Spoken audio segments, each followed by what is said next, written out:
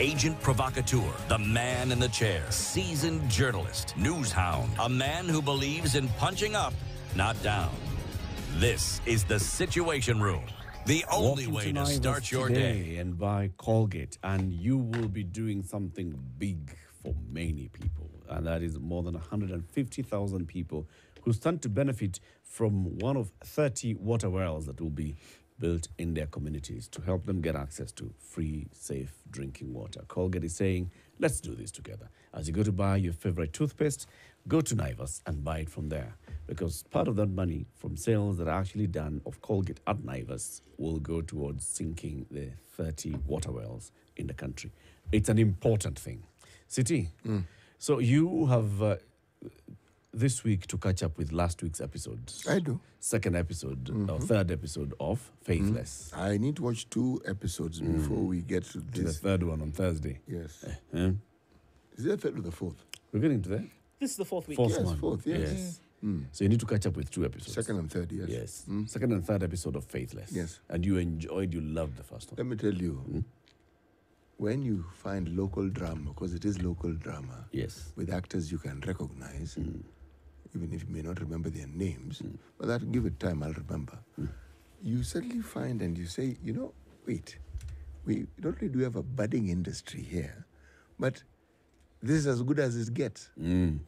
Something that can keep you glued to the screen watching. And you see, why it is important for me to watch 2 episodes at the same time.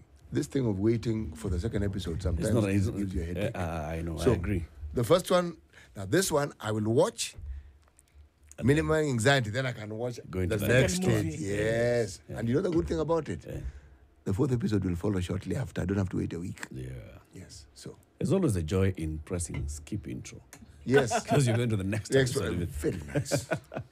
Watch 1, 2, 3 episodes of Faithless on Showmax and then wait for the 4th one that's coming out on Thursday. Faithless on showmax.com. We have a guest in the studio joining us now. Bob Mwiti is the managing director of the Kenya Airlift program. He's in the studio. Good morning, Bob. Good morning. Welcome to Kenya's biggest conversation. Asante sana. Very happy to be here. Yes. How's the seat? Hot already. Not. Surely. It's a hot seat of the Situation Room. Good to have you on the seat. Thank you. And I want to start by giving you some good news. Now, you're thinking of, as an organization, Kenya Airlift program, maybe you're thinking of now purchasing a new fleet of vehicles. Think of pre-owned vehicles, okay? And if you think of pre-owned vehicles, you need to go to Automark. Where is Automark, Automark? by CFAO, is a subsidiary of CFA Motors Kenya, and they were formerly Toyotsu Automat. Heard of them? Okay. They're located at Popo Road, P-O-P-O, off Mombasa Road.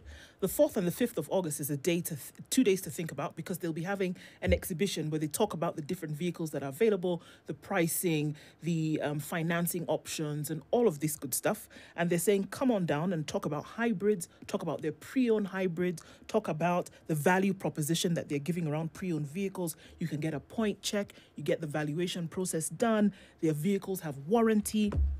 And then there's a trade-in process, aka switch up, deep dive, and then leave with the vehicle, essentially. So you eliminate all the drama of maybe getting an accident vehicle, of maybe getting a false mileage calculation, all of this. No maybes, only surety with Automark by CFAO Motors. Kabisa.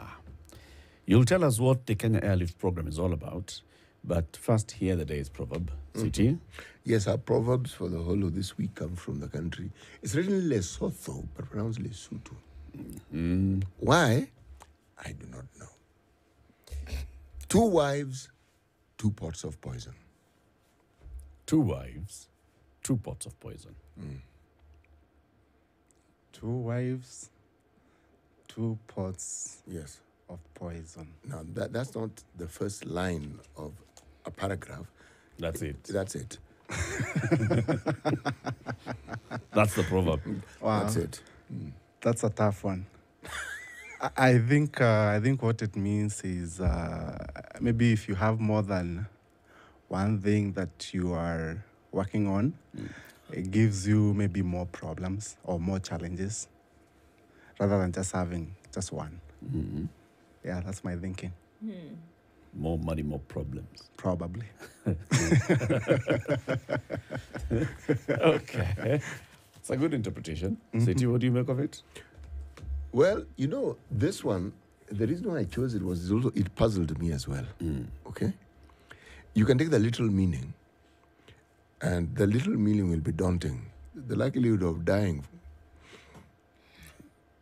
fast. I'm pausing deliberately. It's a dramatic pause. for drama. Yes, exactly. Okay. The likelihood, pause, of dying fast, comma, if you have 2 wives, comma, is very high, full stop. Exclamation.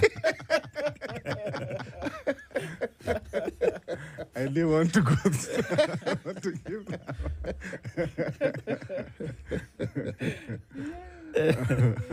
Bob, what is the Kenya Airlift program?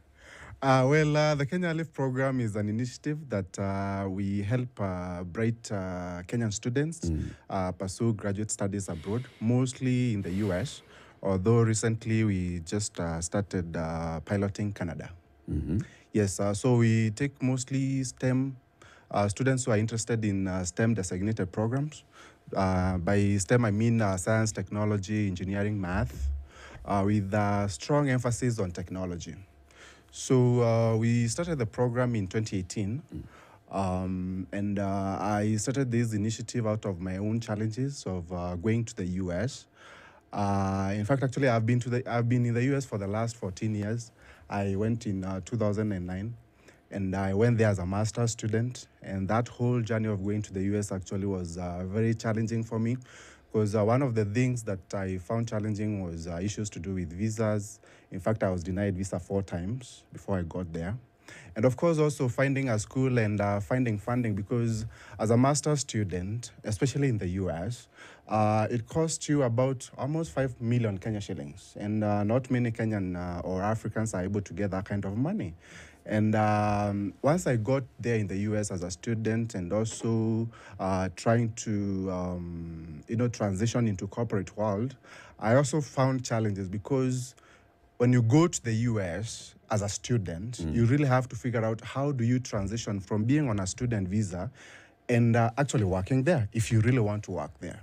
And that's a challenge for a lot of Africans. We find a lot of, in fact, actually quite a huge number of Africans actually, they go to the US, they are somehow not able to figure out how to transition, and they are not now able to even get the right working documents to live and work in the US. And you find we have at least that % of our people without the right documents to live and work there after they are done with school. And these are some of the things that actually we never really talk about. It's a big problem, but no one really talks about, when people are back here, mostly, for example, young people, they want just to go and study abroad. They don't really know what really happens on the other side. They just want to go. Whether they have school fees, whether they don't have school fees, they just want to go to the embassy, get the visa and just go. They think that once you land there, probably you won't have any problems. But that's not really the case. And out of all the challenges that I had faced, I felt like there needed to be a way of really helping, bright Kenyan students to be able to navigate through this whole process. And they don't have to worry about where they're going to get the 5 million to study. Also, that process of, let's say, for example, even if you get a scholarship on the other side, that process of actually going to the US requires money. I mean, from here until you land, you need money for the visa. You need money for something called service fee.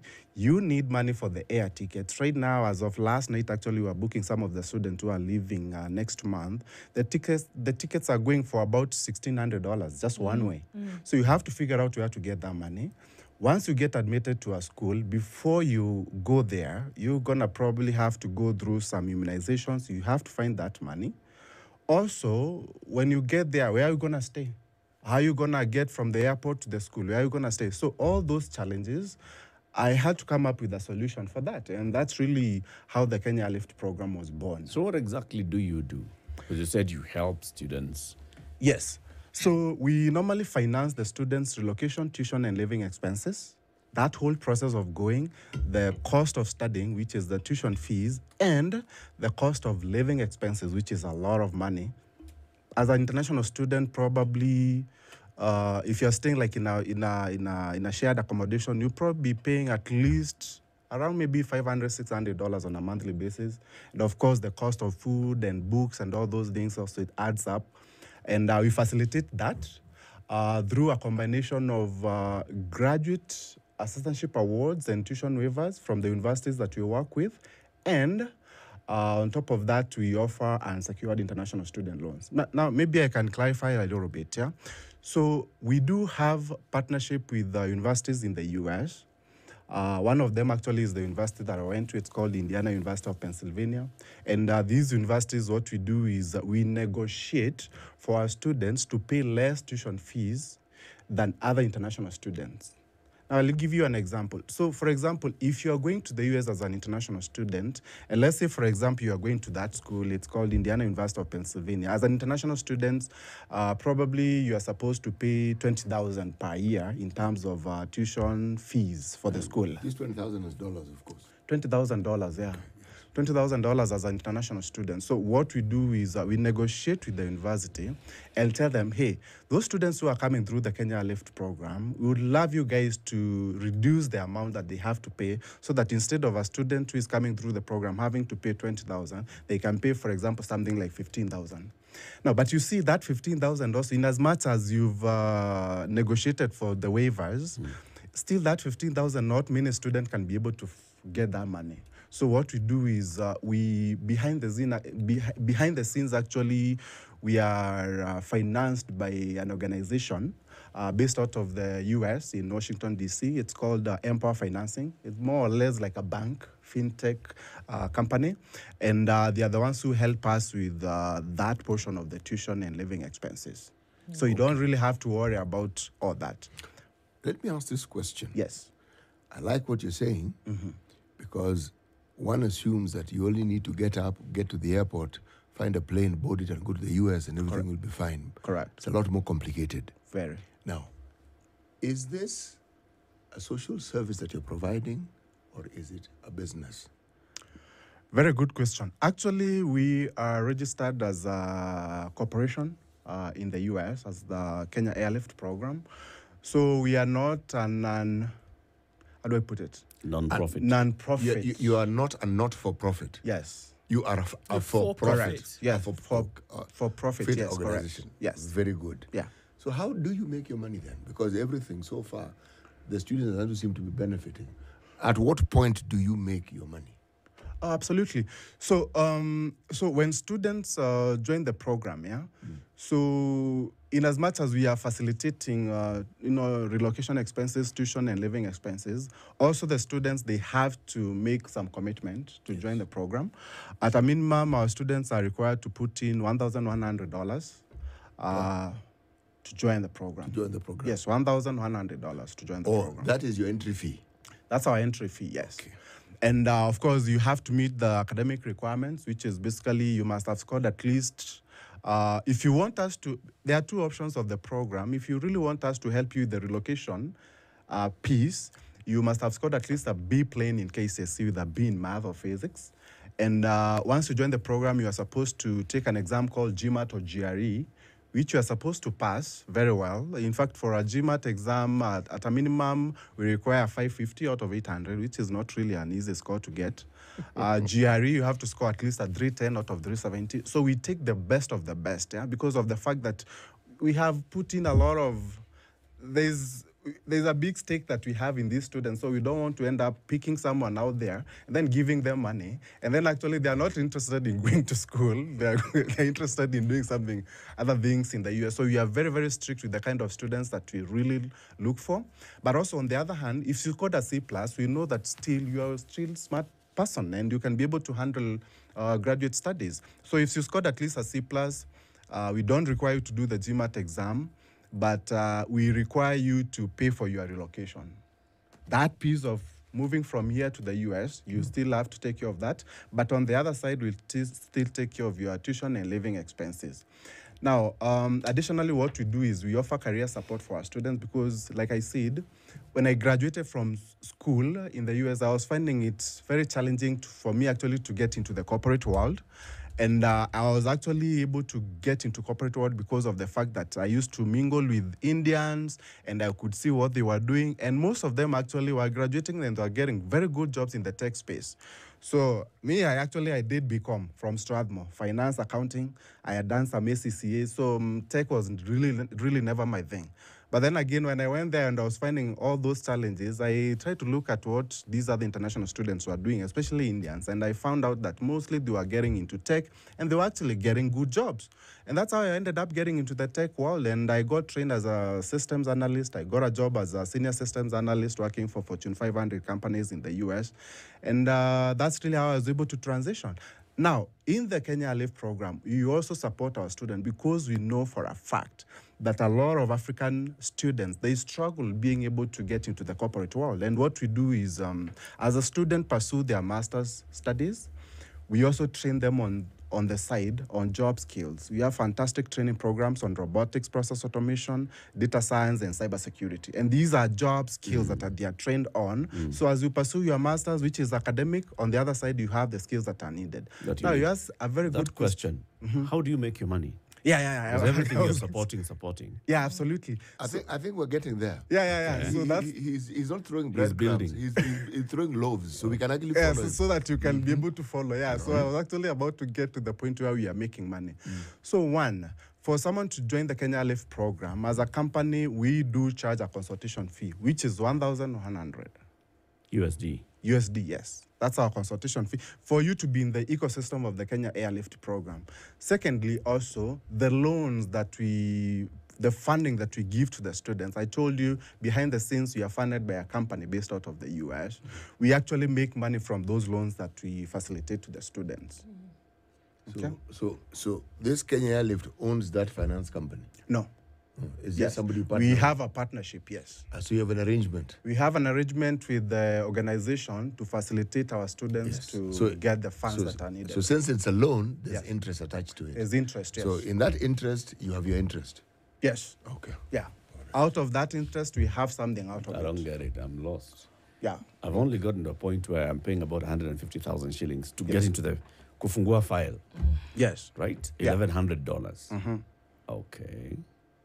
But this thing is supposed to be free. So what's my understanding? Only $1,100 and I get to go and study in the US or Canada. Correct. And I will not pay anything else beyond that. Yes. If you have $1,100, you will actually be able to go study without having to worry about any other money. But remember, there was that little thing about B. You need to get a mean score of B, and you need this subject called maths and physics. Yeah. They don't want to know whether they taught it in your school or not. But you need as long as you've got good scores in math, physics. You need that. And overall B and above. Yes, yeah, overall B and above, at least a B in math or physics in KCSE. Right. Plus, once you get into the program, you need to pass that GMAT exam. But why maths Or and physics? GRE. Why maths and physics? I'm still lost before you go into the why. Okay, sorry. So at what point do you make the money? At what point do you make money off me? When you enter the program, So when you- so once- $1,100, Yeah, that yeah. money is theirs. You've given it. The to them. $1,100. Okay. That's How much will it cost you to actually facilitate me to move from here, to do all those things, to go to America, See, there's the to loan. go through school? Loan. Loan to me or loan to you? loan to you as a student. So we give you as a loan. So For the relocation, tuition, and living expenses. okay. Yes. When do I start repaying this loan? So the arrangements that we have with our financing partner is that once you graduate from school, 6 months after graduation, you start repaying the loan, and you pay this loan for the next 10 years. Okay. Yes. But I have to say something. You don't have to be in the US for you to repay the loan. You can come back here.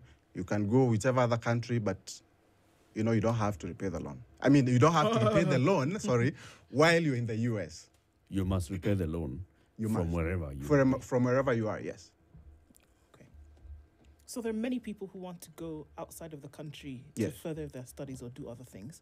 And obviously, one of the conversations that we're having today is about the folks from Uasin Gishu County who went to Finland Yes. and seem to be stuck Correct. Because certain things are not happening. Something similar to what you're doing happened with them. Why and how would this have happened, and how then is it able to be avoided? Because now they're stuck in a certain situation, obviously, and there are people passing the blame, passing the buck back and forth. And who's to say that these programs that would essentially be taking young people out of the country will guarantee that they get their education and then they're free for what they may or may not have paid? Is it similar to what you do? Yes, actually, I've had a chance since I came. I've been around for the last 3 months from the US, and I started hearing about the Uasin Gishu issue. From what I know, I had some discussions with the Deputy Governor, Honorable Engineer John Bororot. And from what I heard is the fact that what happened is they sent the students to Finland, but what happened is from the parents, they thought that this was a scholarship, which actually was not. So basically what they were doing is they were collecting money from parents, and then they would put this money in a pool, and from this money, they would use it to pay for the school fees for the students who are already on the other side. Now, the problem here was, when the students were going to the embassy to seek the visa to go to Finland, the assumption was, and the documents that were being presented to the embassy was that this program was a scholarship, and it was a scholarship from the county that is facilitating the students to go and study, without actually specifying that, you know, the students have contributed the money and all that. So what this meant was there was not also enough money from what I heard, enough money to be able to pay for all the school fees for the students who are on the other side, which now created a problem where students are not able to pay for the school fees, and the school needs the school fees to be paid, which now, if they are not able to pay for the school fees, then it means these students are more or less likely to drop out of school and become it's usually called out of status. Basically means you are not a student anymore, and you are basically there illegally. And the only thing that the school can do is basically report you to the immigration, and the immigration, they start the processing of deporting you back home. So that's really the situation that is facing most of the students who are in that program. And I feel like it was a very good, great idea for them to actually come up with something like that. But the problem was really the execution of especially to do with financing, because even the schools themselves, as an international student, for example, even with the US, you are required to show that you have funding. By the time you get that visa, you have to show that you have financing for a whole year, which basically, especially for the US, most of the schools actually, you are required to show at least that $1,000, which is around at least 4 million something.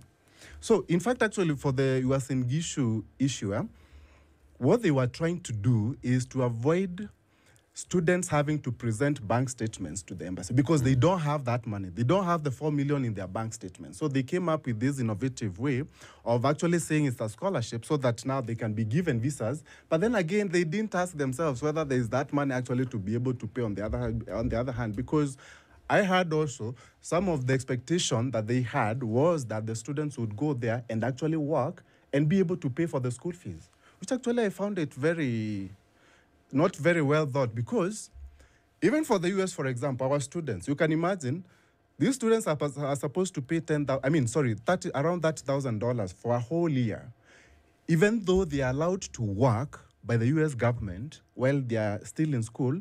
They can't really work full time. As an international student, you're only allowed to work 20 hours a week in the US. And you're only allowed to work on campus, not off campus. And you can imagine, what kind of jobs do you get on campus? It's basically, I used to work there also when I was a student. It's basically cleaning the bathrooms, cooking pizza, those kind of jobs. Maybe the best job that you can have is maybe working in a library, that kind of job. And that job will pay you basically a minimum wage. So if you are working 20 hours and you are getting paid, let's say, for example, in the US where I live in Florida, our minimum state pay is around $8 an hour. And you are working 20 hours a week. That 20 hours a week, that's how much? $160? And you are telling these students will go actually and be able to pay their school fees with $160 a week. They still have to have money for their own, living expenses, So that's where I felt that that's really where they didn't really think about very keenly, because that's really, and that's the core, I mean, if you don't have funding, that's why the questions that's the only way that you can be able, I mean, if you have funding, that's the only way that you can be able to study. Even the program that you're running, we'd like to understand it a bit more as well, and see where are the strengths, where are the likely weaknesses and gaps, absolutely, and how are you addressing them. Yes. But let's take a break at 27 minutes to 9. Bob Mwiti is the MD of the Kenya Airlift program. His organization helps to organize airlifting of students from Kenya to the US and to Canada on an arrangement that he's telling us about. Boma Yangu, dial star 832 hash. That's star 832 hash to get into the Boma Yangu program. This is the government's affordable housing program, the way to get into own any of the units that are under construction across the country. There will be at least one affordable housing project in each of the 290 constituencies. Some are already ongoing, and if you go to bomayangu.go.ke, you'll see them. Please register, because that's how you will get to owning the homes.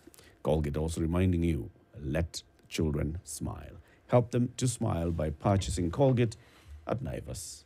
Or you can even go online and purchase from the Naivas online portal. This. Mimi mtoto nilikuwa namweka ndani vizuri sana, mtoto alikuwa akosi kula dagaa. I think our bond was so nice. I liked it. Baka tukafanana hata nika realize that's not what I want. That guy was not actually who I wanted to be with. Nimejisikia vibaya sana. Namwambia ni pride, ananiambia hizo ni personality gani? Ati kwa nini nilikuacha? One, boring. Hiyo ni reason gani sasa kuacha mtu? Mimi hata sioni importance za kukuambia the baby daddy honestly. Acha tuachane hapo. Ningekumwagia hii chai sahi hata kama mimi ni ex wako singekea. Jinyonge nikupe kamba. Aende basi, naenda potelee mbali.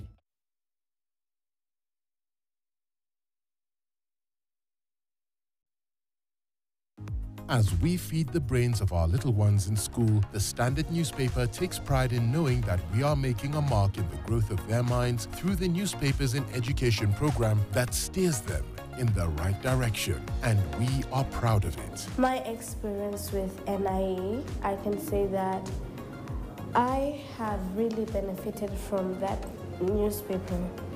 The newspaper can help me with vocabulary and imaginative and creative writing. It helps in grammar and it's helpful, especially in English. It helps, like when you're writing, you don't write wrong spelling of words and wrong grammar, because grammar in English is very important. To adopt and sponsor a school class on the NIE program, it will only cost 14,400 shillings per term or 43,200 shillings per year. For more information, please contact Ronnie Ouma on 0720-809-823 or rouma at standardmedia.co.ke. Newspapers in education. Readers are leaders. Calling Situation Room, Kenya's biggest conversation. Brought to you by Colgate.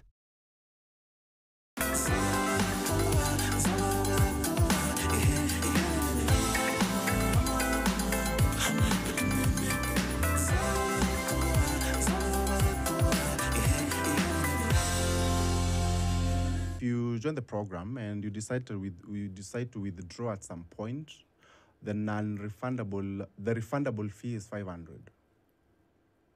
So 500 of the 1,100 yes, is what is refundable. Is what is refundable. And this is if you opt out at any point. If you opt out at any point, and of course also because during that whole process of relocation, there's expenses that you'll have been incurring. If there's any expenses also that will be in your account, and of course that the non-refundable fee will be I mean, the refundable fee will be 500, and then if there's any expenses that you'll have incurred through the process, that one will also be deducted. It's also reimbursed or deducted. Deducted from you. What if I do not get a visa? You see, this whole process of airlifting students, there is aspects of that process that actually you have no control of. One of them is admission to schools.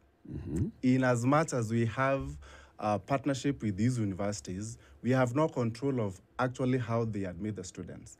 In fact, actually, you might be having all the qualifications, you've passed the GMAT exam, and we apply to the school that you wanted to go, and you might not be able to get that school, maybe for that specific intake, because schools usually have different ways of looking at things. Maybe, for example, the time that you're applying for you, maybe they've already filled up the class. So you don't have any guaranteed slots? No. No guarantees. Even with the university? Even with the universities, yes. Indiana University of? Pennsylvania. City in Indiana University of? Pennsylvania. Wow. I need to say it slowly. So you don't have any guaranteed slots? No. With any of your partner universities? Yes, no. And it's usually like that. It is a bahati nasibu. I don't want to say no, but not really. I don't understand. So what's the partnership about then? If there are no guarantees, then what's the partnership you can see, you can't be guaranteed admission because there are slots. Yeah, slots. There's no. You can't be guaranteed admission if I meet the requirements. Yes. See, the thing is, in fact, actually, even when I say you are not guaranteed, it doesn't mean like we have students who it's very hard for you actually not to get admission, because once you get into the program also, because it's not just that university, actually you have around 10 universities, we have our team that looks at the specific requirements from specific programs within that university. Maybe your background, let's say for example, you want to do Master of Science in Cybersecurity. This university is asking, maybe you have to have some Python background, you've done Python programming. Python what? Python is a programming language. Unaweza kula kuku mzima peke yako. Wewe ni Python. Yeah, so na manyoya. Wewe ni Python. Yeah, so there's those specific requirements. In as much as the university also, we have an MOU, yeah? So if you don't have maybe that kind of background, you can't get into, most likely you won't be able to get into that school because it's competitive. My thinking is limited in this sense. I am looking at university requirements in Kenya. Yes. And at the time when I first went to university to study education. Yes. All I needed was to get a certain grade. That's it. Yeah. And I would get what I wanted if I qualified for it. Yes, there were times when you couldn't, but in my case, I got what I wanted. Okay? There were no issues. Yeah. I even chose whatever it is that I specifically wanted to learn. Now, are you saying that with the partnerships you have, I pass my GRE, I have, in fact, an A in maths and an A in physics. Forget the B that you're talking about, okay? And every other requirement, all those, I've ticked the boxes, as they say. I still don't have a guarantee. You will. So, you see, when we onboard students into the program, those are some of the things, because actually we are certified by an organization, an agency called the American International Recruitment Council, and we actually have to have those disclaimers that in as much as you have every qualification, you are not guaranteed admission to universities, because that's the decision of the university, not us. The universities, they are the ones who make that decision. Yeah, they are the ones who make that decision. So you can't make that decision on their behalf. Yeah, so basically our work is to basically make sure that you have the right qualifications. We present basically the right candidate to the school for them to admit. So we make their work easier. So, but it doesn't mean that I must pay the 1,100 to you before you make the application for me. Yeah. Once you are getting into the program, and once I've done that, once you accept my 1,100, you have also checked, and I've seen at least I've made the minimum. Yes, you are checking. Yeah. We scrutinize once you submit your application. If I don't get admission, do I get my money back? So that's why you say only 500 comes back. You see, we usually really don't have students who entirely are not able to get into a school, because, like I said, it's not just one school. There's different schools. For example, you may want to get into a program, and that program you're not admitted, but you actually apply to up to 3 programs for you. Okay. So you still have a chance So of I'll being get admitted. one at least. Yeah. You still get. What I'm trying to say is that because also I heard from the Uasin Gishu issue that some of the students were saying, hey, were complaining that, they've been in the process for so long and they've not been able to go because that process there can be delays because of the fact that maybe this program that you wanted to go didn't admit you for that intake, but they might admit you for January. So, now your process will take a little bit longer. We have students who take actually even more than a year. That whole process of going to the US through a program, it takes a year on average. So, in this case for the Uasin Gishu thing, which is what we're focusing on at this point, yes, there would have been no indication from what you're saying that there was something afoot, because it is normal, according to you, to wait for some time before you get your admission. It's normal, according to what you're saying, that you could pay something and you would go on the other side and then maybe pay the rest. It's normal that you pay something and get a scholarship, because that is what these folks believed, that they were on scholarship. However, there's something that they did pay to go. All of the things that led up to these students going from Kenya to Finland, the information that they had then was normal. In a program like yours, it is then normal. There would have been nothing that would set off the alarm bells in anybody's head that, there was something wrong, isn't it? Yes, you see, key thing here is to really let the students know upfront how exactly this whole process works. Because one thing that I've noticed also, even with us, we normally get people calling and saying, oh, you know what, I saw about Kenya Airlift program. I would like to know what the scholarship is all about. Did you hear? Scholarship. But if you look closely, it's actually not really a scholarship. We are basically facilitating, helping out with the funding. Just because we are giving you, for example, the tuition and living expenses funding, it doesn't mean actually this is a scholarship. And even, I think, for the Uasin Gishu case, the problem was the parents were meant to believe that it's a scholarship. How can it be a scholarship when you're actually footing at least 1 million? Because for them, they were actually supposed to pay for the school fees. And at a minimum, they were paying at least $1 million plus. So how can it be a scholarship when you are paying $1 million plus, So maybe the communication to the student was the one that was off. No, yes and no. There's something about Kenyans and education for their children. There's something about Kenyans and education abroad. Yes. Now, the believability factor is profound. Anything that seems to promise a parent that the child would have a better chance of getting a better career and earning better money is something that parents approach almost by faith. Correct. So the details that we're talking about here, so long as it meets the criteria in their head and they're satisfied, in fact, it's a low threshold. People, it's easy to convince. That's number one. Number two, depending on who is telling them. If you listen, this was Uasin Gishu case, the number of people who are involved in this and the names which keep popping up, the believability factor was high.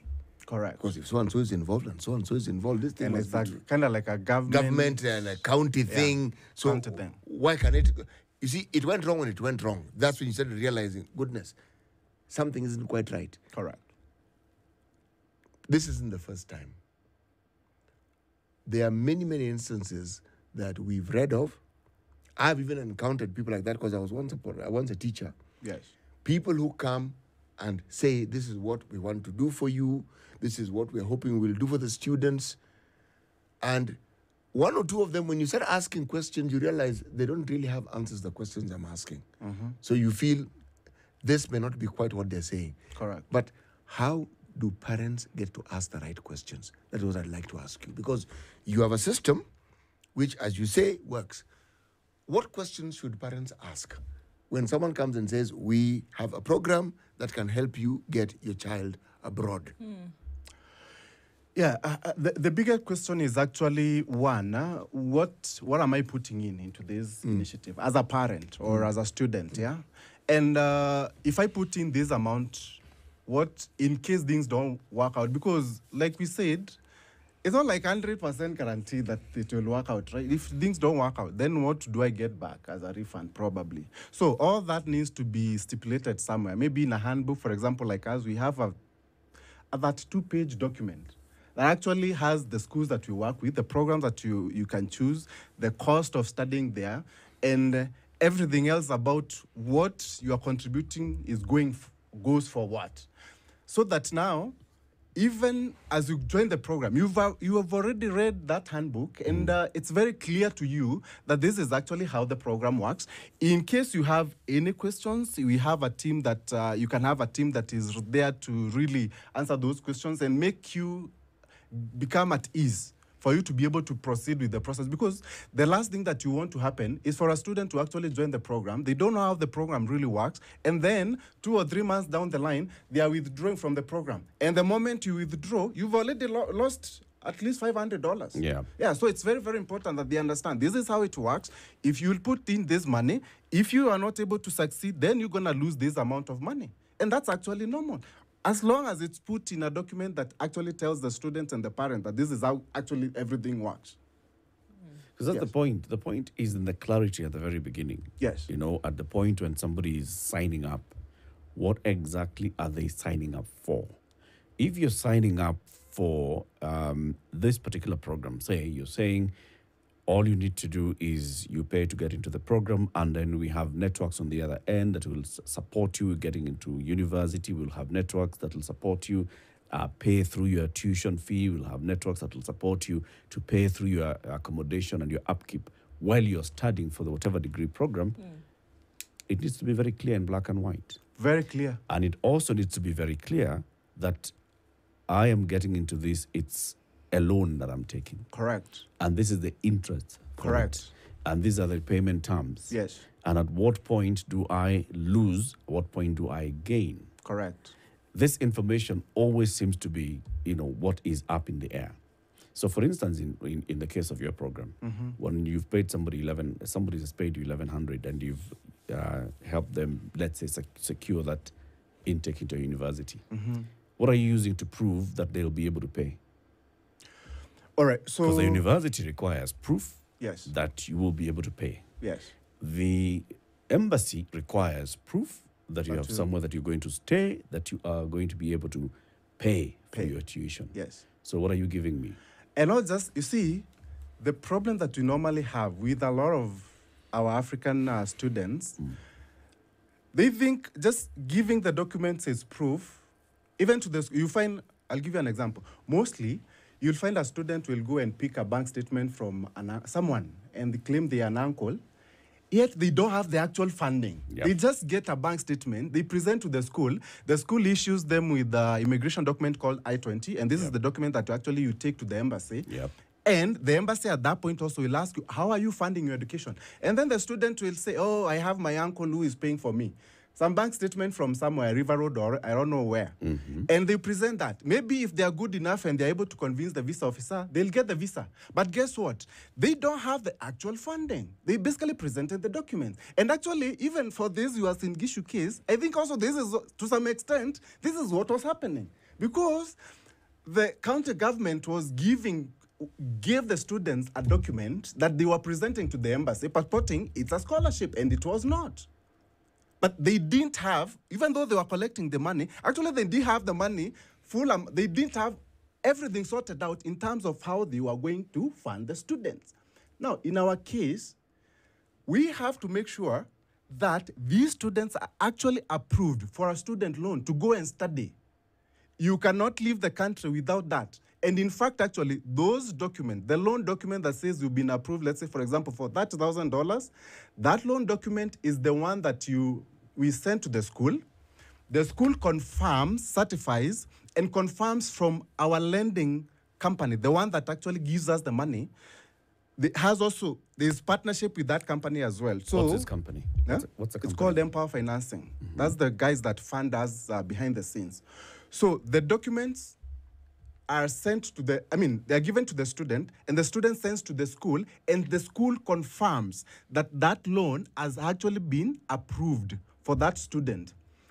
But the thing that Empower Financing requires for it to advance this loan is some sort of guarantee that will get its money back, right? It's a financial institution. If it's a commercial bank, if it's a microfinance, whatever, if it's an US SACCO, whatever it is, for it to advance a loan through, Kenya Airlift program, and then it comes into Airlift, they have to have some guarantee that Airlift is actually going to repay. Yes, you see, when that process of applying for the facility to go and study, which is you who's doing, which is us Airlift as the Kenya Airlift program, yes, we also engage the students, in terms of the application process, and because there are some things that, for example, there will be required by the lender for us to be able to submit a successful application. For example, where you live, your details about here. Because they need all that, because this loan is unsecured. You are not presenting any collateral, like, what do you call it? Easy logbook and things like those. Nothing. Basically, what they look at when it comes to underwriting for that loan is that you are brilliant, you're good. Chances of you succeeding are high. And for them to be able to make that judgment, one, you must be going to a school that is supported by this company, Empower Financing, for example. This is not just any school. It's actually some of the good state universities. Secondly, you are going to study a program that is marketable. And I told you, as we mostly specialize on STEM designated programs, mostly technology, they know that, for example, if you are going to do Master of Science in Data Science, chances of succeeding, they are high. I mean, that's how they look at things. You may succeed, you may not, right? Again, who knows whether you might get a job or you might not get a job, but that's really what they look at. So by the time they are approving you, you actually have everything that they are looking for, and you agree that, of course, you're going to repay the loan, you agree to the interest rates and all those things. So, then they give you the approval. So, Bob, let me just confirm something. Yes. So essentially what we're saying here is that this student already has met the mark because they've done well in school. That has nothing to do with you. Yes. Right? Yeah. They've applied for a marketable course. Again, another thing that has nothing to do with you. Right? They've been accepted by the university to go to this school. Correct. Again, something else that has nothing to do with you. Yes. They're, however, going to pay you an amount of money to then operate with them. Actually figuring out even the course that you're going to study, you need experts. We have a team of career advisory that actually says to the students, gets to understand the students' background and advises students for the program that best fits their needs and the requirements from the school. That's why they come into the picture, because I said, it's not guaranteed to get admission, but if you have a team that understands exactly what is needed by the schools, and in your best interest also, they want you to succeed, then it becomes more easy for you actually to get admission. Secondly, for us, actually, I said we also do training programs on job skills. This is huge. This is a big deal, actually. Because... Sound like Trump. This is huge. For real, because I'm saying this out of my own experience, having been a student in the US. It's very, very hard for you to transition. Let me ask you a final question. Yes. Bob. Are you registered in Kenya? Yeah, we are registered in Kenya, and we are registered in the US as a company. In the US as a C Corp. Here in Kenya, we just got registered as a limited liability company. Okay. Yes. Who are how many directors are there? 2 directors. What are you registered as? As a financial institution, as an education program? What are you? Education and technology consulting company. Okay. Yes. So it's a consulting. On this end, you're a consulting company. And in the US as well. In the US, you are also a consulting company. Yes, you are also a consulting company.